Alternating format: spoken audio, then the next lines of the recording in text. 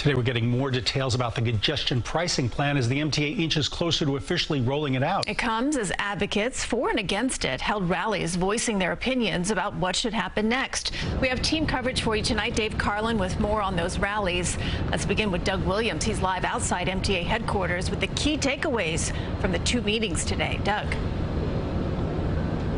Dick and Christine, MTA officials today questioned this morning by city council members and questioned this afternoon by board members, and that same board that's in charge of making official recommendations as it comes to pricing and discounts.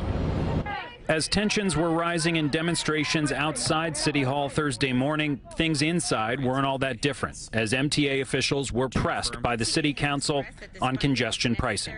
This ridiculous tax that's going to kill New York City. What the legislature has prescribed really does not benefit any type of resident of the outer boroughs. The takeaways from MTA officials: the money that the city and MTA will make from congestion pricing will be added to the capital budget to address existing issues. Improvements, they say, will make commutes faster and prevent delays.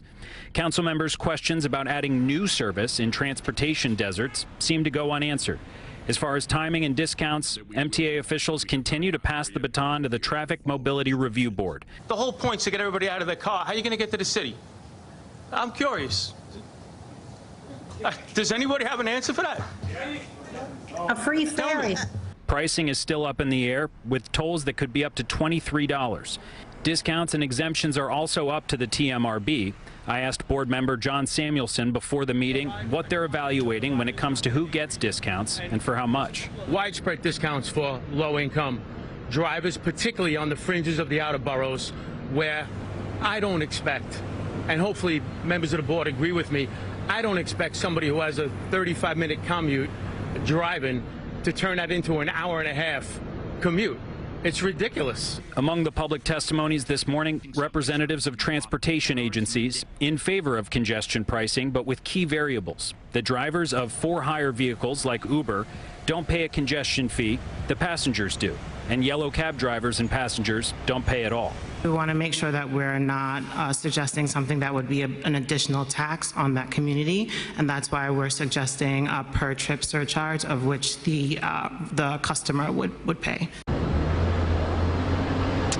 And we're expecting at least one more of these meetings to take place. Those surcharges on Ubers were then presented to the board by the MTA this afternoon. They now have to deliberate on their merit. And as for New Jersey, Governor Phil Murphy wrote a letter to the board asking that New Jerseyans not be taxed as they come in through the bridges and tunnels, as well as the Central Business District in Manhattan.